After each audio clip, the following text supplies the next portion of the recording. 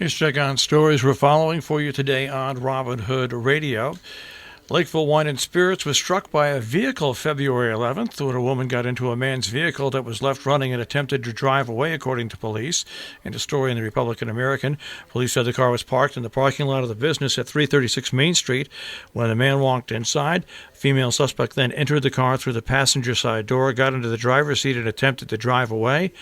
When he came back out and attempted to remove the woman from the car, she drove it into the building, causing minor damage. Anybody with information asked to contact Trooper Roger LaPointe at 860-626-1820. The home of the Sheffield murder site will be razed and the land will be preserved. No trespassing signs and police tape serve as reminders of the tragedy that took place there almost a year ago. The home eventually will be torn down, according to a story in the Berkshire Eagle, according to Terry Wilbur. But how soon remains a question. Wilbur's daughter, Justine, was killed in the home along with her 3 children by her husband in March. Wilbur said the home will be razed and transformed into a place to remember them all. The town of Amenia has a town board meeting set for tonight at Town Hall, first floor, at 7 p.m.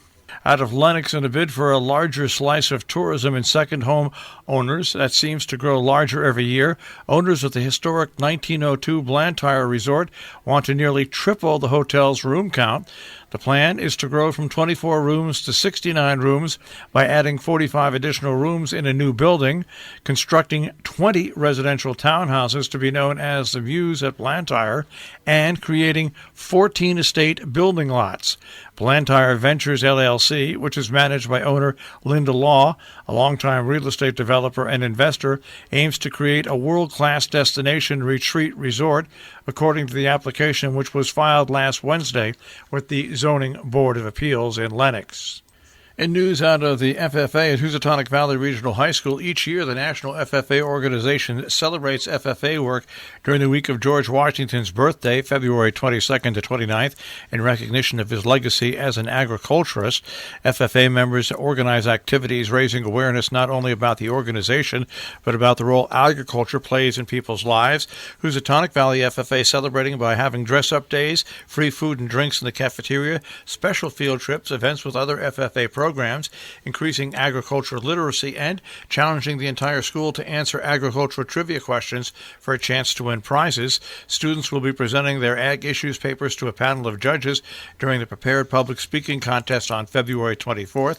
Now, in addition, the Housatonic Valley Regional High School alumni will be gathering to support those students at their annual alumni dinner on February 22nd.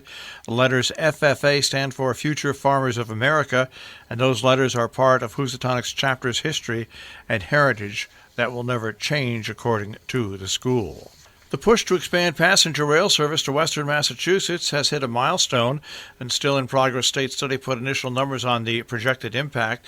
The approach that the Massachusetts Department of Transportation took, though, modeling ridership numbers based on current trends, rankled some of the most ardent project supporters who believe that any research needs to account for how population and commuting patterns would change if an east-west rail connection were available. Pittsfield mayor said the ridership data should be more robust in its final report. One lawmaker from the region, Representative Lindsay Sabdoza of Northampton, said she believes the low ridership figures in the study were an intentional effort by the governor to slow walk the idea. There's a blood drive taking place at the Amenia Town Hall from 3 until 7:30. Walk-ins are welcome. Bring identification. For eligibility questions, 800-688-0900. Salisbury Bank is partnering with the Scoville Library and the Entrepreneurial Center of Northwest Connecticut, bringing you a Business Mastery Series, a new era of digital marketing. That happens at 6 p.m. at the library. Northeast New York has a Zoning Board of Appeals meeting coming up at 7:30. Also, on Tuesday, the North Canaan Recreation Commission has their meeting at Town Hall at 7 p.m. The Town of Falls Village Town meeting will be held at 7 p.m. at the Kellogg School in Falls Village. Next board meeting for Pine Plains is at 7 p.m. Also, the regular town board meeting for Ankrum will be held at 7 p.m. On Saturday, February 22nd, the 19th Annual Flea Market at Donahue Hall in Goshen, Connecticut will run from 8:30 till 2. Tag sales can take a break and enjoy hot dogs, chili, and or soup, as well as coffee, tea, and soda. Also a bake sale. All proceeds will benefit the maintenance of their historic 1876 chapel. Ancrum Fire Company Chicken Barbecue is February 22nd from 4 to 7 at the Ancrum Firehouse. A half a chicken, potato salad, coleslaw, corn roll, and ice cream for dessert. Takeouts available. Reservations at 518-329-3430. The Hotchkiss Philharmonic Orchestra continues its first season with the second concert featuring guest conductor and soloist Daniel Geddes on February 22nd at 7 p.m. Elfers Hall at the Esther Eastman Music Center. Admission is free. Blast the winter blues and spend an afternoon traveling the globe at the Hotchkiss School's Multicultural Festival on Sunday, the 23rd, from 2 to 4. Community members of all ages invited to explore the world with Hotchkiss students who hail from more than 30 countries and will offer activities, live performances, hands-on workshops, and more. It takes place at the Hotchkiss School main building, 11 Interlaken Road in Lakeville. More information at hotchkiss.org. Family Costume Skate Party is happening on Sunday from 2:30 to 4:30 at the Schmidt Rink at Hotchkiss School. Bring your skates and best costume. Prizes will be awarded for the best individual and group, family, and youth. Youth 12 and under, $100 prize. Group of family, 2 or more, $200. Individual 13 and over, $100. It's being sponsored by the Northwest Corner Prevention Network. The 39th Annual Student Open Recital is happening on Sunday, February 23rd at 3 p.m.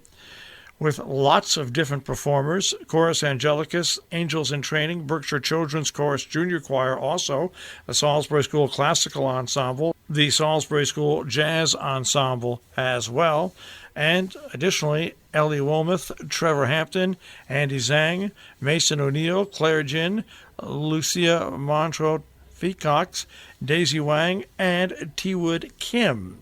It's at the Salisbury Congregational Meeting House. It starts at 3 p.m. It's free and open to the public. Our business brief is underwritten by Morgan's at the Interlaken, interlakenin.com, and by Salisbury Bank, salisburybank.com. The Dow Jones Industrial Average was up 115.63 to 29,347.82 yesterday. NASDAQ starts off today at 9,817.18 and the S&P 500 at 3386.11. We'll take a look at the tri-state forecast. That'll come your way in just a few moments.